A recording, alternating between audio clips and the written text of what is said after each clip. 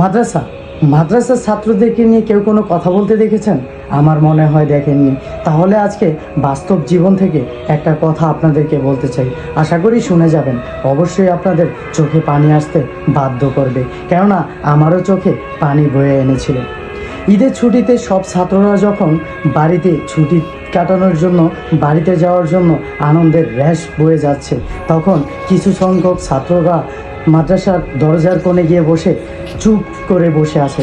তখন হুজুর তাদেরকে প্রশ্ন করলো যে সবাই তো ঈদের ছুটিতে বাড়িতে যাচ্ছে, তোমরা যাবে কোথায়?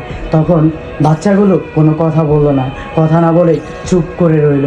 চুপ করে থেকে হঠাৎ করে উত্তর দিল, হুজুর সবারই তো মা বাবা আছে, সবাই তো যাওয়ার মতো জায়গা আছে, কিন্তু আমার তো কোনো জায়গা নেই, আমি কোথায় যাব? আমাদের তো কোনো যাওয়ার মতো জায়গা নেই। তখন এই কথা বলে হুজুর একদম নিস্তব্ধ হয়ে গেল। আর বাচ্চাগুলো তখন মাদ্রাসার বারান্দার এক কোনায় গিয়ে চোখ ভেজা চোখে গিয়ে বসে পড়লো, বসে কান্না করতে থাকলো। আসলে একটা কথা কি জানেন, আমাদের সমাজে যাদের পরিবার আছে তাদেরকেই আমরা দেখি, কিন্তু ওই মাদ্রাসার কোণে যে অসহায় এতিম বাচ্চারা আছে তাদেরকে আমরা কেউ দেখি না।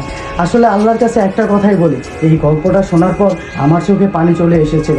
আল্লাহর কাছে একটাই দোয়া করি, হে আল্লাহ তুমি তাদেরকে কোরআনে হাফেজে তৈরি করে দাও, তাদেরকে কোরআনের হাফেজ হওয়াতে সহযোগিতা করো। আল্লাহ তুমি ছাড়া তো তাদের কেউ নেই। একটা কথা বলবো, যার পাশে মাদ্রাসা আছে বা যাদের আশেপাশে মাদ্রাসা আছে, অন্তত ঈদের দিন হলেও একটু বাচ্চাদেরকে দেখুন, কেননা যারা মাদ্রাসায় থাকে তারা অসহায় অনাথ হয়ে থাকে।